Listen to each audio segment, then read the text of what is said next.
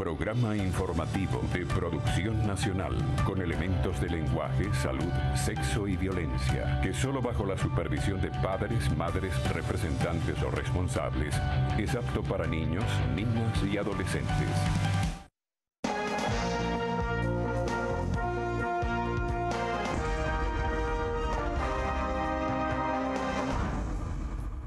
Buenos días, buen domingo, buen fin de semana para todos ustedes. En esta primera parte del programa voy a conversar con Juan Pablo Olarquiaga, presidente de Colindustria. Y en la segunda parte hablaré con Germán Ferrer, diputado. Bueno, doctor Juan Pablo Olarquiaga, aquí leo que ajustes del salario mínimo acumulan 140% en el año. El gobierno estima que impactará a más de 9.6 millones de trabajadores. Y aquí leo una declaración del economista Jesús Cacique, director de Capital Market, destacó que el gobierno sigue indexando salarios, es decir, reconociendo la inflación galopante que hay en el país. ¿Qué dice usted? Hábleme, claro y conciso. El hecho de que se suba el salario mínimo tantas veces, y se ha subido no solamente 3 veces este año, sino se subió una cantidad importante de veces el año pasado, es una demostración clara del empobrecimiento por el cual el país viene pasando. Es una demostración clara de la pérdida de poder adquisitivo del bolívar como mecanismo de intercambio. Si bien el aumento en términos nominales ha venido subiendo de una manera cronológicamente pareja, desde el punto de vista del poder adquisitivo de esos salarios mínimos, se ha venido cayendo de una manera muy significativa. Uno puede entender de que el salario mínimo de hoy compra una fracción en términos de bienes de lo que compraba un salario mínimo del año 2012. Y es que con esta inflación, Carlos,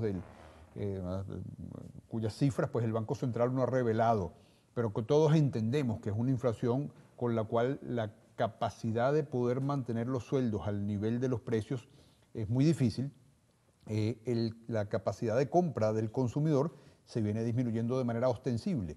Y es esa pérdida de la capacidad de compra del consumidor uno de los factores que afecta sustancialmente a las empresas en su capacidad como para poder seguir siendo entes viables en el tiempo, ¿no? Si yo fuera gobierno y quisiera mejorar la salud monetaria de los trabajadores, ¿qué tendría que hacer entonces? Bueno, hay varias cosas que tendrías que hacer, ¿no? Ahí tienes que tomar algunas acciones en política macroeconómica para poder detener la inflación. Lo primero que tendrías que hacer sería disminuir la emisión inorgánica de dinero, emisión inorgánica a la cual el gobierno acude como consecuencia de que no tiene ingresos suficientes como para cubrir todos sus gastos. Entonces tienes que disminuir los gastos. Para disminuir los gastos tendrías que disminuir el tamaño del Estado. Ahí esa cantidad de empresas que tú pasaste a manos del Estado que están inoperativas, pues tendrías que deslastrarlas del Estado, tendrías que pasarlas a manos de otras personas que las pudieran sostener con las competencias suficientes como para que fuesen entes operativos regulares.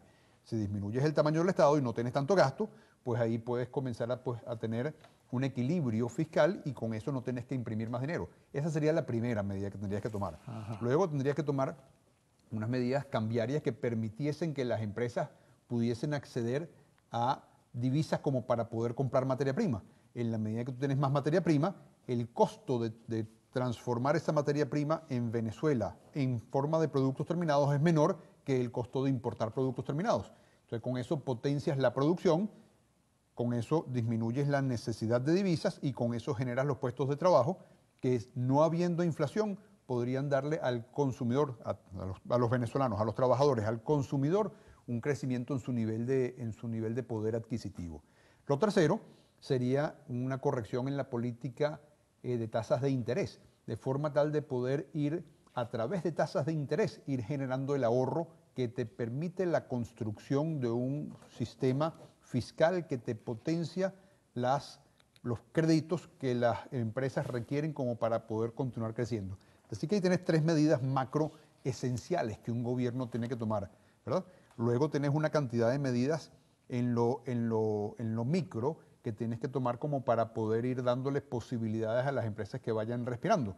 Ahí con la industria ha pasado una cantidad de propuestas, el desmontaje de los muchos controles que hay. Muchos controles, te quiero decir, Carlos, que hay oportunidades en las cuales tú puedes tener la materia prima en el almacén y no la puedes pasar para la planta porque no tienes el permiso necesario. Entonces, controles hay que van privando las posibilidades operativas de las empresas al punto que las hacen inviables. Entonces, tienes que desmontar todo el sistema de controles. El control de precios es otro que tienes que desmontar como para estimular que se monten empresas que vayan produciendo ganancias y que vayan sacando nuevos productos. Luego tienes que tener todo un marco de reconstrucción de la infraestructura, ¿no? En la medida en que tú no tengas, por ejemplo, electricidad, pues difícilmente vas a tener un país viable. Luego tienes que tomar unas acciones relacionadas con el comercio exterior, como para poder potenciar las posibilidades de exportación. El tema de salirnos del Mercosur, el tema de revisar el arancel de aduanas como para poder privilegiar los productos hechos en Venezuela contra las importaciones. Luego tienes que privilegiar el tema de los enlaces entre las universidades y las industrias. Hay muchas medidas que se deben ir tomando. Aquí veo que dicen, la compra de 7 alimentos se gasta el nuevo salario mínimo. Vamos a un receso, usted dejo el comentario.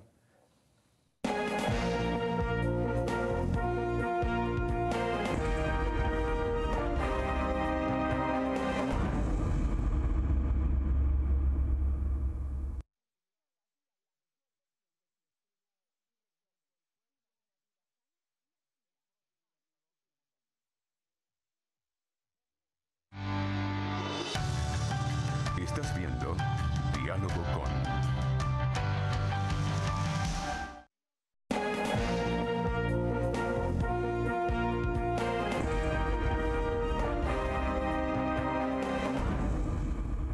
Bueno, aquí leo que en el Nacional, compra de 7 alimentos se gasta el nuevo salario mínimo. Eso sería un comentario.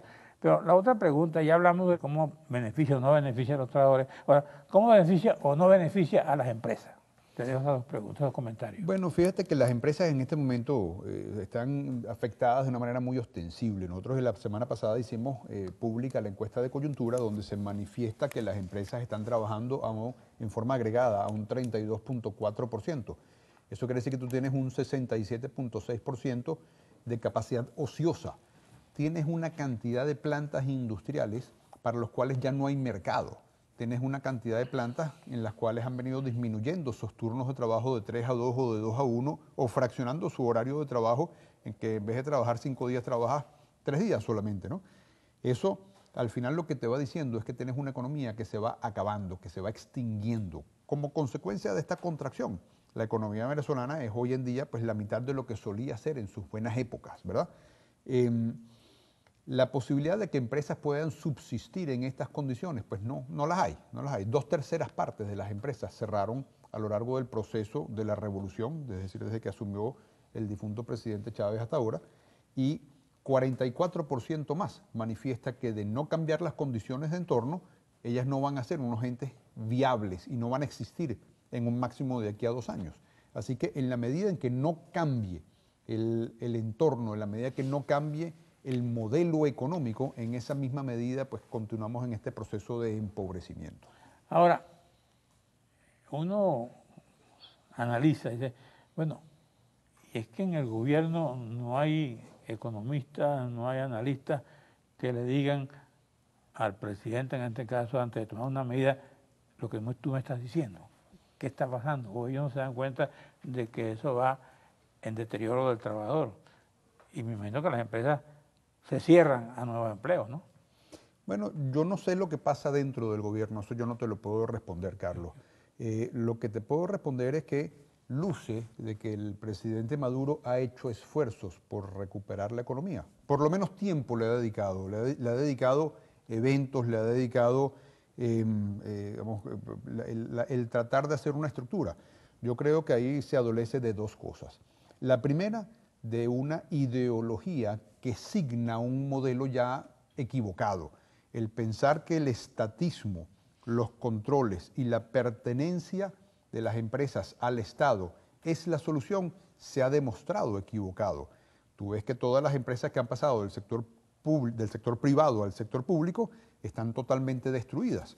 Para ejemplo, ahí tú tienes el sector siderúrgico, que produce, creo que es el 20% del acero líquido que producía cuando estaba en manos privadas. Para ejemplo, tú tienes ahí el sector de azúcar, en el cual se produce una fracción del azúcar que se producía. Ahí tú tienes el tema de la electricidad, en la cual Venezuela no tenía apagones, era un ejemplo latinoamericano, y hoy en día pues hay apagones por todas partes y hay insuficiente generación, transmisión y distribución. Por ejemplo, tienes el mismo sector petrolero, ¿verdad? En el cual produces una fracción del petróleo que producías cuando estaba manejado como si fuese un ente privado, ¿verdad? Entonces, el modelo está en esencia equivocado. Si a eso le agregas la improvisación como consecuencia de que no tienes las experticias suficientes porque no le crees a las personas que te van haciendo, digamos, las críticas y te van planteando los cambios de políticas que hay que tener y vas de improvisación en improvisación, pues terminas teniendo esta suerte de, digamos, de ir experimentando con cosas que van, sí, que lo que van es destruyendo más de lo que van construyendo. Así que yo creo que hay una intención de corregir, no se tienen las experticias y se está digamos, encasillado o enjaulado en un modelo que está fracasado. Porque ahora se ha agregado otro problema. Estaba viendo un estudio que hizo Cáritas sobre muchos problemas de alimentación y cómo han subido los niños desnutridos, ¿no? Dice el informe de Cáritas. Y en uno de esos cuadros habla que se realizó en Zulia y Vargas y Caracas, cómo la gente declara ahí un 50% no recibe agua sino 2 veces a la semana, otro 40% la recibe una vez y otro un tanto por ciento, en el caso de La Guaira, no recibe ni un día a la semana. Ese es un problema. Y aquí leo, que también es otro problema, que no sé si el gobierno se da cuenta de esto, volvieron a protestar en Táchira por la escasez de gas.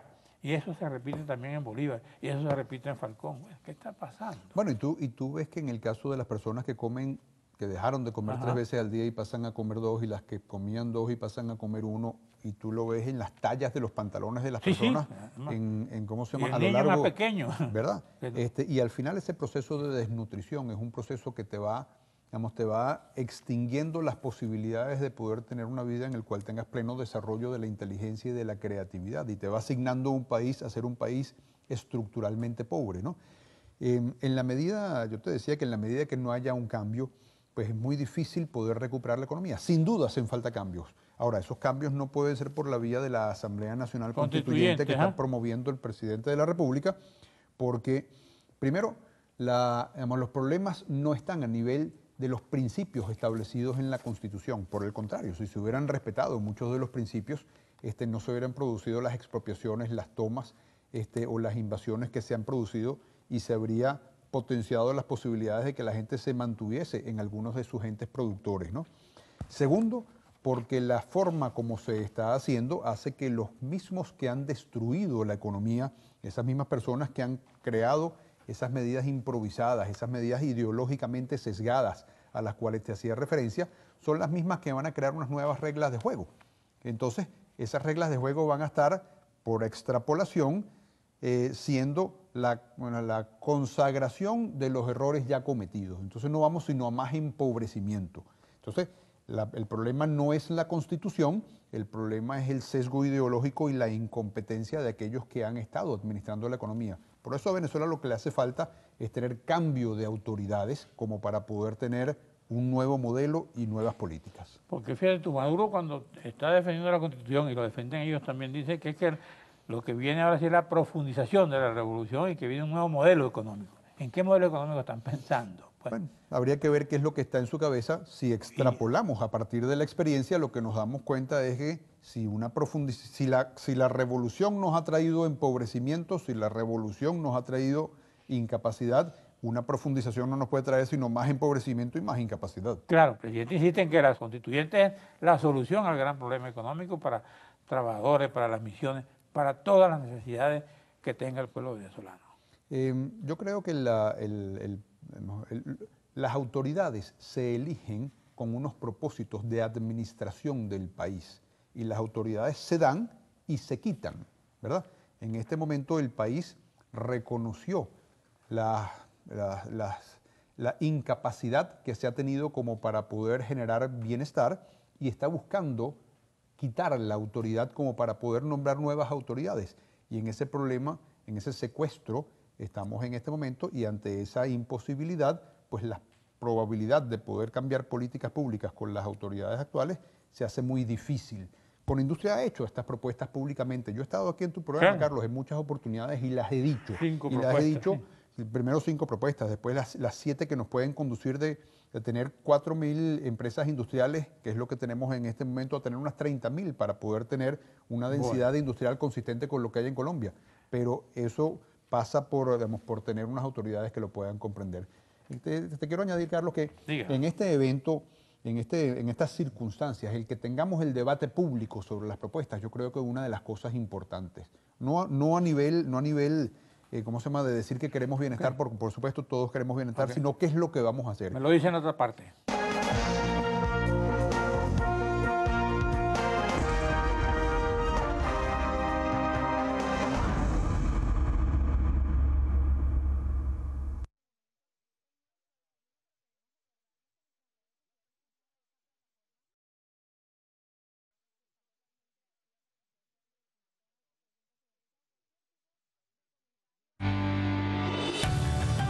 Estás viendo Diálogo con...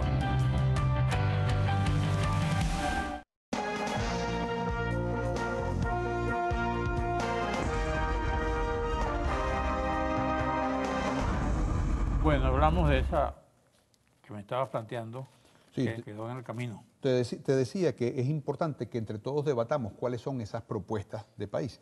Y es importante que entre todos las debatamos porque no todos tenemos la misma percepción de cuáles son los problemas. Todos sabemos que estamos en un proceso de empobrecimiento, todos sabemos que requerimos mayor nivel de ingresos, todos sabemos que tenemos que parar la inflación, pero esas son cosas que son muy visibles. Ahora, ¿qué hacer como para poderlo corregir?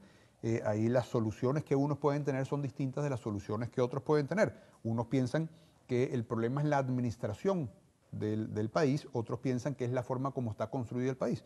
Unos piensan que no deben haber empresas del Estado, otros piensan que las empresas del Estado, si estuviesen bien administradas, pudieran funcionar. Entonces, hay que debatir eso suficientemente. Y en ese tema, Conindustria ha estado permanentemente. Justamente este próximo miércoles 12 tenemos un evento petrolero, como para discutir el tema petrolero. El tema petrolero es un tema que, si bien es fundamental en Venezuela, muy poco se discute de forma... Está hablando de una situación difícil en PDVSA. Eso va a estar parte de la agenda. Bueno, parte de la agenda es el qué se hace con PDVSA hoy para poder empezar a reconstruirla. Ajá. PDVSA produce sustancialmente menos barriles de petróleo y los produce a un costo muy alto, ¿verdad? Entonces, ¿qué es lo que se hace desde el punto de vista de extracción, de refinación y de distribución, ¿verdad? Pero ¿qué es lo que se hace en el mediano plazo como para que el ciudadano pase a formar parte integral del negocio petrolero? Hay una cantidad de pozos que pueden ser explotados por ciudadanos. Es un problema de regalías y de impuestos, no de ideología, de que el petróleo tiene que ser del Estado. Al ser del Estado no es de nadie y eso es lo que hemos padecido hasta ahora. Y después, finalmente, Carlos, no en el largo plazo, en el mediano, un poquito largo plazo, ahí tú tienes en el curso de unos 20 o 30 años, tú ves que la huella petrolera dentro del marco energético mundial se va disminuyendo ostensiblemente como consecuencia del surgimiento de las energías alternativas y el surgimiento de los petróleos de esquisto, cuyos costos han bajado a ser por debajo de lo que es el costo de Venezuela. El petróleo se resiste a subir, ¿no? Entonces, lo hace tímidamente, después se devuelve. Bueno, y todos los pronósticos están en que el petróleo pues va a ser un negocio más, pero de margen relativamente bajo. Entonces no va a producir los ingresos para Venezuela. Aquí los gobiernos hablan del gobierno rentismo y de cambiar el modelo para diversificar y eso es lo que la tenemos, economía. Y eso es lo que tenemos que ¿Estamos discutir. haciendo eso? Bueno, no lo hemos hecho, por el contrario. Para sustituir el petróleo en un momento dado. Nos hemos concentrado mucho más en ser un país rentista. En un momento dado, Venezuela exportaba cerca de 8.000 millones de dólares en productos distintos del petróleo, cuando las exportaciones de petróleo estaban muy bajas por ahí en el año 97 y el precio estaba en 8. Entonces, más o menos un 25% de las exportaciones del país eran distintas del petróleo. Hoy en día, el 3% de las exportaciones son distintas del petróleo. Entonces, hay que transitar hacia que la industria se diversifique de forma importante. Pero dentro de eso, sin duda, el sector petrolero puede ser un mecanismo que potencie muchas otras industrias. Así que yo creo que la invitación es a participar o a venir al IESA este miércoles 12 a debatir sobre el tema petrolero, que es un tema que nos incumbe a todos los venezolanos. ¿Quiénes van a ser expositores ahí? Bueno, y vamos a tener una cantidad de expertos. Ahí va a estar ¿cómo se llama? Humberto Calderón Berti, ahí va a estar Arnoldo Gabaldón, ahí va a estar Javier Larrañaga. Expertos petroleros, también vamos a tener a Orlando Ochoa debatiendo de cómo se desborda hacia el resto de la economía las inversiones que se requieren en petróleo. Así que ahí vamos a tener un evento en el cual ese tema se tiene que debatir. Y ese es un tema que debe estar a la mesa de todos los venezolanos, en las escuelas permanentemente, porque es uno de los temas fundamentales para los venezolanos. Ok. Aquí leo, cae en la Reserva Internacional mínimos históricos. Dice aquí el 29 de junio, la Reserva Internacional tocaron nuevos mínimos históricos, 10.064 millones de dólares, me imagino. Ahora, yo entrevisté a un productor ayer y me decía algo que me llamó mucho la atención, no causa ninguna alegría, pero ellos sí sintieron alegría cuando se encontraron que en una empresa que había sido expropiado sobre un monte habían repuestos de tractores que ellos no tenían. Entonces ellos se alegraron porque los consiguieron ahí gratis, ¿no? ¿Qué pasó con esa empresa y qué ha pasado con las empresas expropiadas? Bueno, ¿Qué informe tiene Conindustria en esa coyuntura? Bueno, la encuesta de coyuntura de Conindustria verdaderamente lo que viene es a recoger las circunstancias operativas de las empresas del sector privado que hacen vida en Conindustrias. Son cerca de 2.400 empresas, de las que se estiman un poco menos de 4.000 que existen aún en Venezuela. Dentro de eso hay la percepción, porque no hay la contabilización clara, dado la falta de información que hay a consecuencia de que no se divulgan números ni del Banco Central ni del Instituto Nacional de Estadística, pero hay la concepción de que hay un poco más de 1.000 empresas que pertenecen al sector público y un poco más de 2.400 o 2.800 que hacen vida en el sector privado, 2.400 de las cuales hacen vida en Conindustria, ¿no? Ahora, si uno examina el valor que agrega al Producto Interno Bruto el sector público industrial versus el sector privado industrial, el sector privado agrega más del 90% al Producto Interno Bruto. Eso quiere decir que las empresas del sector público que pertenecen al Estado están en unas condiciones operativas mínimas. Y te hacía referencia antes al sector energético, a la electricidad, a los apagones que tenemos, al sector siderúrgico, al mismo sector petroquímico. Bueno, hoy en día conseguir cemento, luego de que el cemento era una cosa que estaba ampliamente disponible cuando había 9 u 11 empresas privadas, hoy en día que son todas del sector del Estado, pues no se consigue el cemento, ¿no? Y así tú puedes ir transitando por los muchos sectores que el Estado ha ido tomando para sí y te das cuenta de que la capacidad de poder gerenciar no está en manos del sector público. Por ende, aprendiendo de este error, nos damos cuenta de que los ciudadanos deben ser los que son propietarios de las empresas y pagarle impuestos al Estado de forma tal de que podamos tener un Estado que sea viable. Bueno, ¿cuál sería, a tu juicio, la situación industrial desde el punto de vista crítico en este momento? Pues, ¿cuál es el sector de la industria que está más débil o más frágil o que está a punto de quebrar una cosa? Bueno, fíjate que el 73% de las industrias dicen que están en una situación mala y muy mala, ¿verdad? O muy mala. Pero dentro de eso, cuando tú haces la disgregación por tamaño de empresa, entre grandes, medianas y pequeñas, te das cuenta que el 91% de las pequeñas empresas están en una situación que dicen que es mala y muy mala, ¿verdad? Eso se debe a que las empresas pequeñas usualmente no tienen los niveles de capitalización, no tienen los niveles de organización, no tienen los niveles de diversificación que tienen las empresas medianas y grandes como para poder adaptarse a los tiempos tan complicados como los tiempos que vimos. Ahora, en manos de la pequeña industria está una porción relevante del tejido laboral, del tejido productivo venezolano, porque las grandes empresas muchas veces requieren de las pequeñas empresas como para poder fabricar muchos de los insumos que ellas van requiriendo. Es decir, una fábrica de alimentos no fabrica sus envases, tiene que comprar los envases. Una fábrica de alimentos no fabrica sus tintas como para poder hacer sus calcomanías. Una fábrica de alimentos no fabrica los repuestos de sus camiones, ¿verdad? Entonces, esa interconexión que hay en toda la economía, pero entre pequeñas empresas que van haciendo muchísimas de las labores que requieren las grandes empresas, hace que si no tenemos pequeña empresa, la economía se comienza a colapsar. Si tú lo divides después por sectores, cuando lo divides por sectores te das cuenta de que todos los sectores están afectados.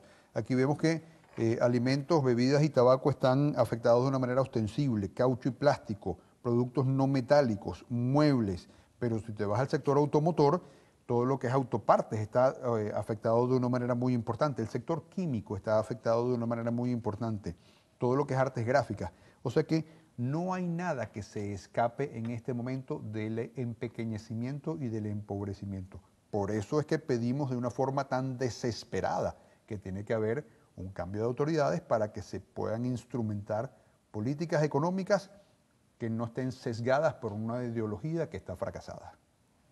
¿Y cómo va a lograr ese cambio de autoridades? Bueno, yo creo que el país lo clama, Carlos. El país lo clama y cuando los países lo claman, lo van consiguiendo. Los países tienen que tener las autoridades que van escogiendo y en este momento pues tenemos que escoger unas autoridades. La próxima escogencia de autoridad creo que está en el 18, por ahí. Yo creo que la economía no llega hasta el 2018. ¿Tú crees? Bueno, No espera. Llega a unos costos de empobrecimiento que van a ser progresivamente cada vez más ruinosos. ¿Y el tipo de cambio, por ejemplo? Bueno, el tipo de cambio lo que te va reflejando es, por un lado, la insuficiencia de divisas. Okay. Por otro lado, te va reflejando la masa de dinero inorgánico desbordada que se va generando y por otro lado te va generando el miedo que hay a mantenerse en moneda nacional porque la moneda nacional se va encogiendo día a día en poder adquisitivo. Gracias, amigo Larquiaga. Gracias a ustedes, televidentes. Nos veremos aquí en la próxima parte con Germán Ferrer.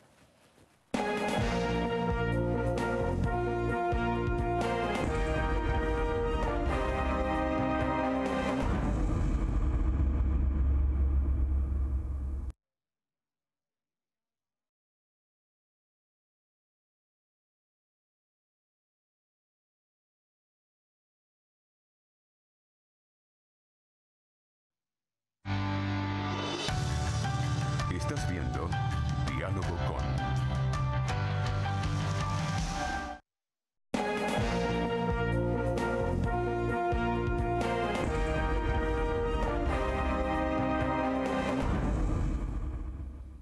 Bueno, ahora estoy nada menos y nada más que con Germán Ferrer, diputado por el Estado Lara del PSUV, y ya sabemos que es un político muy conocido en este país. Ahora, ¿cómo se siente el esposo de una mujer, de una fiscal, que esté sometida a todo lo que ha sido expuesta la fiscal general de la República en este momento? Sí, bueno, Carlos, verdad que me complace mucho estar en tu programa, es prestigioso programa de la televisión venezolana y agradecido por la invitación. Un saludo a toda nuestra gente por allá por el Estado Lara, nuestra gente pues que nos eligió para ser precisamente voceros de todas esas problemáticas que existen en nuestro Estado. Bueno, en estas circunstancias evidentemente pues que ser esposo de una persona con tanta dignidad como es la fiscal general de la República en este momento, con tanto coraje, sencillamente pues nos llena de orgullo, sin duda alguna. Y lo hemos dicho en reiteradas oportunidades, yo la respeto y la apoyo irrestrictamente en todo lo que está haciendo en función de Venezuela, de la patria, ajustada estrictamente a lo que establece la Constitución y la ley. Situación que paradójicamente pues hacer eso pues ajustado a la ley ha sin duda alguna creado resquemores en cierto sector de la política venezolana, lo cual quiere decir que ese sector sí se siente agredido por una manifestación de ese tipo, sencillamente es que no están ajustados a derecho. Así que mi respeto pues, y yo creo que eso también se lo ha ganado con el pueblo venezolano, producto precisamente de esa actitud recta, ¿verdad?, justa y ajustada principalmente por lo que establece la Constitución. Bueno, el martes hubo una cadena en la noche, ¿no?, que es una repetición de lo que hubo en el día, en el Tribunal Supremo de Justicia, donde hablaron que si el Contralor, que si el Defensor, y todos dirigidos a descalificar a la doctora Ortega, ¿no?, y a sus argumentos, y sacaron hasta la secretaria la metieron en el paquete, ¿no? ¿Tú viste esa cadena? Sí, bueno, a ratos la estuve viendo porque también estuvo prácticamente al unísono la presentación de la fiscal Pero además, pues tuve que estar atendiendo algunos compromisos, por cierto, de la Contraloría General de la República con relación a una fundación que tenemos, que bueno, parece que están buscando cualquier artificio, cualquier subterfugio para dañar. Pues, ¿Y qué tiene que ver la fundación con eso? Bueno, eso es lo que yo digo, porque todo lo que ha sido, lo que nos rodea, desde el punto de vista familiar, de algunas situaciones en las cuales nosotros somos parte, pues, ¿no? Tanto empresarial como de la fundación que hemos tenido durante tanto tiempo, como es ANROS, que es dedicada fundamentalmente al trabajo de formación de los líderes y lideresas del poder popular. Bueno, en este momento es sujeta pues también de inspecciones, pero desde el punto de vista no de la inspección, que es natural que se haga y lo aceptamos completamente, sino buscando alguna situación en la cual pues puedan conseguir, que no lo van a hacer, no lo van a conseguir, algún ilícito. Pero en este caso pues eso me contuvo un poco en la oficina. Lo importante de esto es que yo creo que el pueblo también se dio cuenta de esa situación que hubo en el Tribunal Supremo de Justicia, que no me gustan los descalificativos ni nada por el estilo, no los uso nunca, pero en este caso yo digo que es un sainete.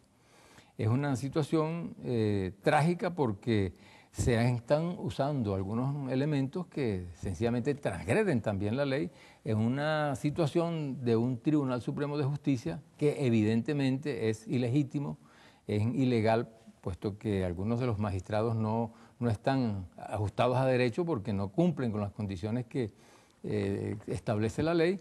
Sin embargo, pues han creado toda una situación contra la fiscal que por cumplir con la ley y la Constitución ha sido sometida pues a un juicio, a un antejuicio de mérito que me parece que es absolutamente ilógico y trágico para el país.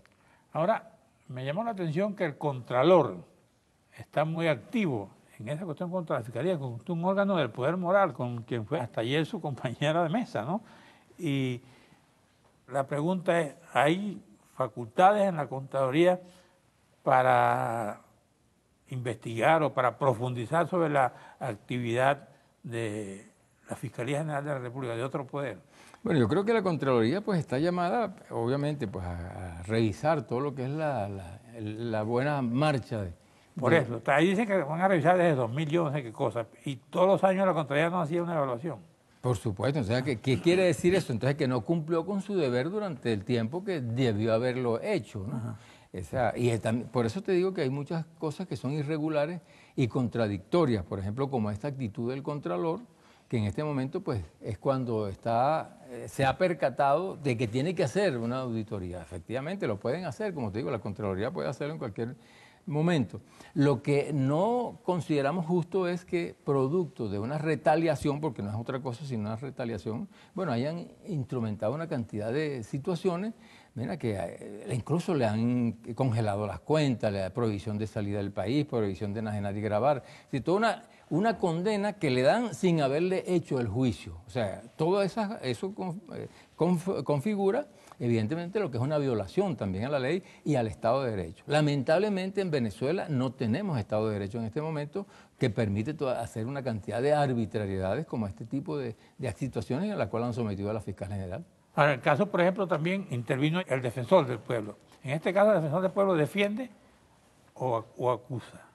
Bueno, él quiere ser acusador, ¿no? O quiere tener las dos figuras en este caso porque él pidió él mismo las competencias del Ministerio Público en una situación que no le corresponde, también incumpliendo con la ley y transgrediendo la ley. Eso es trágico, Carlos. Eso no tiene facultades en la Defensoría del Pueblo. Eso no le compete a él, porque esas facultades, porque el imperio de la ley lo tiene absolutamente el Ministerio Público. O sea, y él está pidiendo las competencias del Ministerio Público y él les tiene que ver con la defensa de los derechos humanos, en fin, toda una cantidad de situaciones en las cuales él puede hacerlo legalmente, pero es decir, tener intromisión en funciones de otros poderes públicos. ¿El Contralor sí? Tampoco. El Contralor tiene que hacer su gestión, que es la Contraloría de todo el Estado. Claro. Sí, pero y no. Tendría que, si tiene que ver, porque se supone, como decías tú, que desde 2008 a esta fecha, ha debido tener un informe de cada actuación. Por supuesto, pues. Me imagino que eso en su informe anual debe dejar constancia, ¿no? Debe constancia que hizo la auditoría de todo el Estado venezolano. O sea, no la ha hecho, entonces sencillamente pues él está incurriendo en una falla también. Ahora, y en el mientras tanto, la Fiscalía está trabajando. Por supuesto, pues yo creo que ella no sigue ejerciendo su cargo y el hecho, y aun cuando pueda haber una destitución por parte del Tribunal Supremo de Justicia, seguirá siendo la fiscal general de la República Bolivariana de Venezuela, porque sencillamente el procedimiento que están haciendo es absolutamente irregular y no obedece pues sino a mecanismos o maniobras que está haciendo el Ejecutivo para deslegitimar lo que son verdaderamente los poderes públicos en el país. Ajá.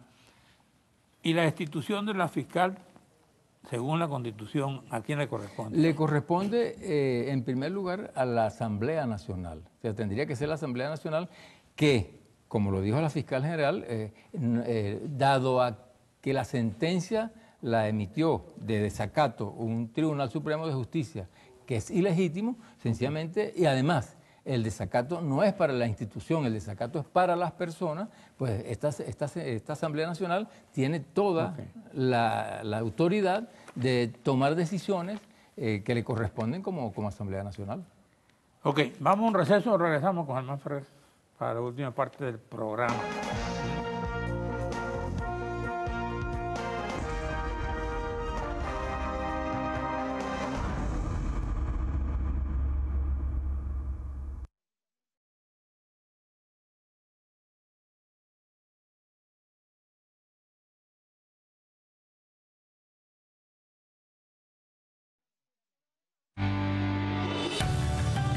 Estás viendo Diálogo con.